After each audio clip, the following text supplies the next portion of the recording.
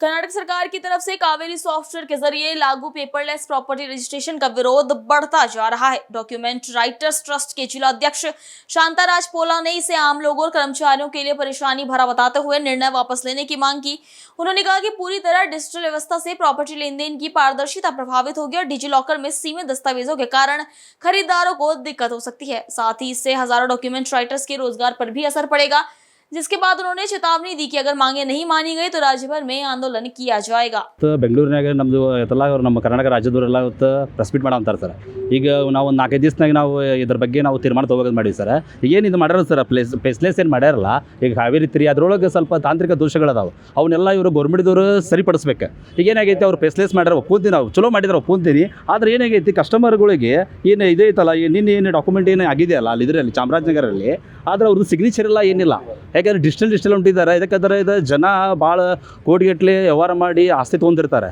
ಅವರಿಗೆ ಏನು ಅದರಲ್ಲಿ ಪಾಪ ಅವ್ರಿಗೆ ಏನು ಗೊತ್ತಾಗೋದಿಲ್ಲ ಬಿಡ. ಪಾಪ ಹಳ್ಳಿ ಜನ ಬಂದ್ರೆ ಅವ್ರಿಗೆ ಏನಂತ ಗೊತ್ತಾಗಬೇಕು ಸರ್ ಅವ್ರಿಗೆ. ಹಂಗಾಗಿ ನೀವು ಒಂದು ಸ್ವಲ್ಪ ನಾವೇನಂತ ಹೇಳಿದ್ರೆ ಕೃಷ್ಣ ಬೈರೇಗೌಡ ಸರ್ಗೆ ಇವೆಲ್ಲ ಏನದಾವಲ್ಲ ಎಲ್ಲ ಸರಿಪಡಿಸ್ಬೇಕಂತ ನಾವು ಇದು ಹೇಳ್ತೀವಿ. ಹಾಗಾಗಿ ನಮಗೆ ಬಾಂಡ್ ಇಟ್ರಿಗೂ ಒಂದು ಲಾಗಿನ್ ಕೊಟ್ಟರೆ ಒಂದು ಎಲ್ಲರಿಗೂ ಅನುಕೂಲ ಆಗಿ ನಾವೆಲ್ಲ ಪೇಪರ್ಸ್ ಎಲ್ಲ ಕರೆಕ್ಟ್ ಮಾಡ್ಬೇಕಂತೇಳಿ ನಾವು ಗೌರ್ಮೆಂಟಿಗೆ ಒಂದು ನಾವು ಮನವಿ ಮಾಡ್ತೀವಿ. ಇದಕ್ಕೆ ಹೊಣೆ ಸರ್ ಇವರು ನಮ್ಮ ಕೃಷ್ಣ ಬೈರೇಗೌಡ ಸಾಹೇಬರು, ನಮ್ಮ ಸಬ್ ರಿಜಿಸ್ಟ್ರಾರ್ ಸರ್, ಸರ್ಕಾರದವರ ಸರ್. ನಮ್ಮ ಇದೆಲ್ಲ ಸರ್ಕಾರದವರ ಹೊಣೆ ಆಗ್ತಾರೆ ಸರ್. ಏಕೆಂತಂದ್ರೆ ಸರ್ ಇದು ಫೇಸ್ಲೆಸ್ಸಿಂದ ಭಾಳ ಇದಕ್ಕೆ ಜನಕ್ಕೆ ಭಾಳ ತೊಂದರೆ ಐತೆ ಸರ್. ಅದೆಲ್ಲ ಕಾವೇರಿ 3 ಏನೈತಲ್ಲ ಅದು ಸರಿಪಡಿಸ್ಬೇಕಂತೇಳಿ ನಾವು ಕೇಳಿದ್ಕೊಳ್ಕೊತೀವಿ ಸರ್ ಗೌರ್ಮೆಂಟ್ ಕಡೆ. ಏಕೆಂದ್ರೆ ಸರ್ ಏನಾಗಿದೆ ಸರ್, ಜನ ಒಂದೊಂದು OTP ಕೊಡೋಕೆ ಹೆದರ್ತಾರೆ. ಈಗ ಸರ್ ನಾವು ಸ್ಲಮ್ ಬೋರ್ಡು ಮಾಡ್ತೀವಿ ಕಾಗದ, ಆಮೇಲೆ ಕಾರ್ಪೊರೇಷನ್ ಕಾಗದ ಮಾಡ್ತೀವಿ. ಅವ್ರು ಯಾರು ಕಮಿಷನರ್ಗಳು ಯಾರು OTP ಕೊಡೋಕೆ ನಾವೇ ಕೊಡ್ಬೇಕ್ರಿ ಅಂತಾರೆ ಸರ್. ಯಾಕೆ ನಮ್ಮ OTP ನಾವೇ ಕೊಡಬೇಕು, ನಾಳೆ ನಾವು ಏನು ನಮ್ದು ಏನಾರ ಇದು ಅಕೌಂಟಿಂದ ರೊಕ್ಕ ಹೋತಂದ್ರೆ. ಹಂಗಾಗಿ ಎಲ್ಲರೂ ಜನ ಹೆದರ್ತಾ ಇದ್ದಾರೆ. ಹಂಗಾಗಿ ಸರ್ ಇದಾಗ ಏನು ಫೇಸ್ಲೆಸ್ ಏನು ಮಾಡ್ತಾರಲ್ಲ ಸರ್, ಅದರಲ್ಲಿ 3 OTP ಕೊಡ್ಬೇಕು. ಅದನ್ನೆಲ್ಲ ನಾವು ಅದಕ್ಕೆ ಏನಂತ ಎಲ್ಲ ಸರಿಪಡಿಸ್ಬೇಕಂತೇಳಿ ನಾನು ಇದೊಂದು ಕೇಳ್ಕೊತೀನಿ. ಮತ್ತು ಸಾಕ್ಷಿದಾರರು 2 OTP ಕೊಡ್ಬೇಕಂತ ಸರ್. ಅಷ್ಟು ಜನಗಳಿಗೆ ಈಗ ಪೇಸನ್ಸ್ ಇಲ್ಲ ಸರ್ ಯಾರ ಕಡೆಗೂ. ಅದೊಂದು ಸ್ವಲ್ಪ ನಾವೇನಂತೀವಿ ಸರಿಪಡಿಸ್ಬೇಕಂತೇಳಿ ಮಾಧ್ಯಮ ಮುಖಾಂತರ ನಾವು ಇದು ಮಾಡಿದ್ವಿ ಸರ್. ಮುಂದೆ ಸರ್ ರಾಜ ಒಕ್ಕೂಟದಿಂದ ಸರ್ ನಾವು ಅವ್ರೇನು ಇದು ನಿರ್ಣಯ ತೊಗೊಂತಾರೆ ಅದು ನಾವೆಲ್ಲ ಬದ್ಧವಾಗಿರ್ತೀವಿ ಸರ್. ನಮ್ಮ ಹೆಸರು ಗುರುನಾಥ್ ಯಾದಗಿರಿ ಅಂತ ಹೇಳಿ ಸರ್. ಅದರಿಂದ ಸಾರ್ವಜನಿಕರಿಗೂ ಭಾಳ ಮೋಸ ಆಗುತ್ತೆ. ಯಾಕಂದರೆ ಈಗ OTP online Aadhaar card link ಮಾಡಿ OTP ಶೇರ್ ಮಾಡ್ಕೋತಾರೆ. OTP ಅವರೇ ಹೇಳ್ತಾರೆ ಅನ್ನೋದು ಗ್ಯಾರಂಟಿ ಇರಲ್ಲ. ಯಾಕಂದರೆ ಒಬ್ಬೊಬ್ಬರು ಫೋನ್ ನಂಬರ್ ಒಬ್ರ ಹತ್ರ ಇರುತ್ತೆ.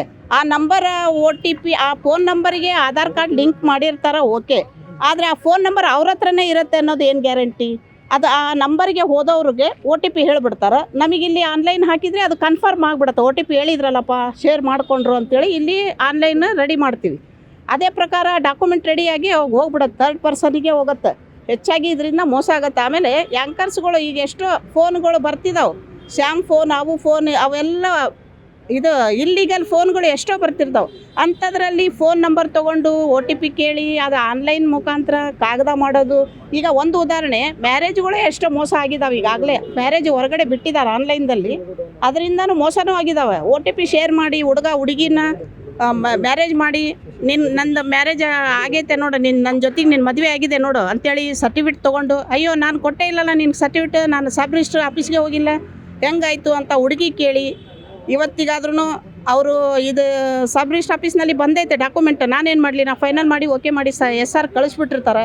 ಅದನ್ನು ಆನ್ಲೈನ್ದಲ್ಲಿ ಅವ್ರು ತೊಗೊಂಡ್ಬಿಡ್ತಾರೆ. ಆ ಹುಡುಗ ನಾನು ಮದುವೆ ಆಗಿನ ನೋಡಿ ನಿನ್ನ ಜೊತೆಗೆ, ನಾನು ಕಳಿಸೇ ಇಲ್ಲಲ್ಲ, ನಿನಗೆ ಶೇರೇ ಮಾಡಿಲ್ಲ, ನಾನು ಯಾವುದೋ ಒಂದು ರೀತಿ ಒಳಗೆ ನಾನು OTP ಹೇಳೀನಿ, ನಾನು ಡಾಕ್ಯುಮೆಂಟ್ ಕೊಟ್ಟಿಲ್ಲ, ನಾನು ಮದುವೆ ಆಗಿಲ್ಲ ಅಂತ ಹುಡುಗಿ ಹೇಳಿದಾಗ ಅದನ್ನು ಕ್ಯಾನ್ಸಲ್ ಮಾಡೋದು ಅಧಿಕಾರ ಸಬ್ ರಿಜಿಸ್ಟ್ರಿಗೆ ಇರೋದಿಲ್ಲ.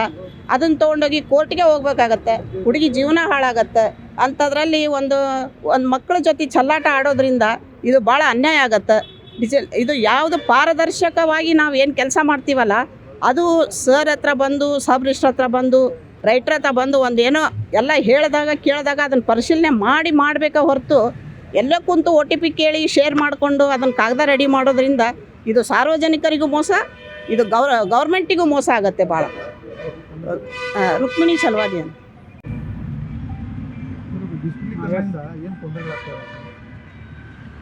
ಎಲ್ಲ TV ಮಾಧ್ಯಮದವರಿಗೆ ನಮಸ್ಕಾರವನ್ನು ಹೇಳುತ್ತಾ, ನಿನ್ನೆ ದಿವಸ ಕರ್ನಾಟಕ ರಾಜ್ಯದ ಅತಿ ಕಡಿಮೆ ಜನಸಂಖ್ಯೆ ಇರುವ ಮತ್ತು ಕಡಿಮೆ ಉಪನೋಂದಣಿ ಕಚೇರಿ ಇರುವಂಥ ಚಾಮರಾಜಪೇಟೆ ಜಿಲ್ಲೆಯಲ್ಲಿ ಪೇಪರ್ಲೆಸ್ ಅಂಥೇಳಿ ಸರ್ಕಾರವು ಆದೇಶ ಮಾಡ್ತು.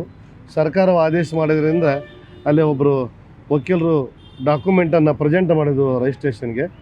ಅದು ರಿಜಿಸ್ಟ್ರೇಷನ್ ಡಾಕ್ಯುಮೆಂಟ್ ಆದ ಹೊರಗೆ ಬಂದ ನಂತರ ಆ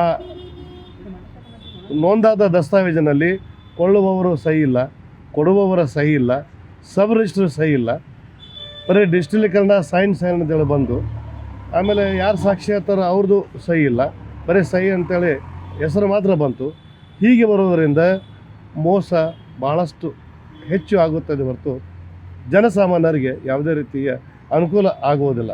ಹೀಗೆ ಮಾಡುವುದರಿಂದ ಸಾರ್ವಜನಿಕರ ಆಸ್ತಿ ಭಾಳಷ್ಟು ಹಾಳಾಗುತ್ತದೆ ಮತ್ತು ಮುಟ್ಟುಗೋಲು ಯಾರ್ಯಾರ ಆಸ್ತಿ ಯಾರ್ಯಾರು ಮಾಡ್ಕೋತಾರೆ. ಈಗ ಸರ್ಕಾರವು ಪೇಪರ್ಲೆಸ್ ಮಾಡಿದೆ.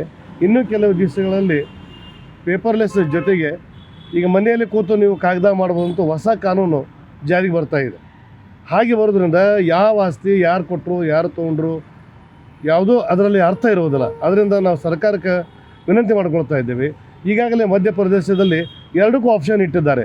ನೀವು ಪೇಪರ್ಲೆಸ್ ಆದರೂ ಮಾಡಿರಿ, ಡಾಕ್ಯುಮೆಂಟ್ ಆದರೂ ಮಾಡಿ. ಆ ರೀತಿ ವ್ಯವಸ್ಥೆ ಮಾಡಿದ್ರೆ ನಮಗೇನೂ ತೊಂದರೆ ಇಲ್ಲ. ಹೀಗೆ ಮಾಡೋದ್ರಿಂದ ನಾವು ಕರ್ನಾಟಕ ರಾಜ್ಯಾದ್ಯಂತ ಸುಮಾರು 20,000 ಜನ ದಾರಿಗೆ ಬರ್ತೀವಿ. ನಾವು ಒಂದು ಕಡೆ ದಾರಿಗೆ ಬರೋಂಗಿರಲಿ, ಯಾರ್ಯಾರು ಆಸ್ತಿ ಯಾರು ಕೊಳ್ತಾರೆ, ಯಾರು ತೊಗೋತಾರೆ, ಯಾರು ಬಿಡ್ತಾರೆ, ಇದು ಏನೂ ಗೊತ್ತಾಗೋದಿಲ್ಲ. ಪೇಪರ್ಲೆಸ್ ಮಾಡೋದ್ರಿಂದ ಸಾರ್ವಜನಿಕರಿಗೆ ಭಾಳಷ್ಟು ಅನುಕೂಲ ಆಗುತ್ತದೆ. ಆದರೆ ಮಾನ್ಯ ಸರ್ಕಾರವು ಮೊದಲಿದ್ದ ಪರಿಸ್ಥಿತಿ ಜಾರಿಗೆ ತರಬೇಕಂತೇಳಿ ಈ ಮೂಲಕ ನಾನು ಕೇಳ್ಕೊಳ್ತಾ ಇದ್ದೀನಿ. ನಾವು ಬೆಳಗಾವಿ ಅಧಿವೇಶನದಿದ್ದಾಗ ನಾವು ಮನವಿ ಕೊಟ್ಟಿದ್ದೀವಿ. ಮನವಿಯನ್ನು ತೊಗೊಂಡ್ರು. ಯಾರೂ ಅದರ ಬಗ್ಗೆ ಒಬ್ಬರು ಶಬ್ದವನ್ನು ಮಾತಾಡಲಿಲ್ಲ. ರೈತರ ಬಗ್ಗೆ ಆಗಲಿ ಏನೂ ಆಗಲಿ ಮಾತಾಡಲಿಲ್ಲ. ನಮ್ಮ ಕಂದಾಯ ಸಚಿವರಂತೂ ಈ ಕಡೆ ತಲೆ ಎತ್ತೂ ನೋಡೋಂಗಿಲ್ಲ. ಮಾನ್ಯ ಮುಖ್ಯಮಂತ್ರಿಗಳು ಸಹ ಅವರು ನೋಡೋಂಗಿಲ್ಲ. ಅವ್ರವ್ರು ಮಾತನಾಡೋದಕ್ಕೆ ನಮ್ಗೆ ಗೊತ್ತಾಗಿದೆ, ನಮ್ಮ ಖಾತೆಯಲ್ಲಿ ನೀವು ತಲೆ ಹಾಕಿಬೇಡಪ್ಪ ಅಂತ ಹೇಳಿಬಿಡ್ತಾರೆ. ಹೀಗಾಗೋದ್ರಿಂದ ಸಾರ್ವಜನಿಕರಿಗೆ ಭಾಳ ಮೋಸ ಆಗ್ತದೆ ಅಂತೇಳಿ ಈ ಸಂದರ್ಭದಲ್ಲಿ ಹೇಳ್ಬೇಕು. ಶಾಂತರಾಜ್ ಪೋಳ್, ಅಧ್ಯಕ್ಷರು, ಧಾರವಾಡ ಜಿಲ್ಲಾ ಬಾಂಡ್ ರೈಟರ್ ಯೂನಿಯನ್.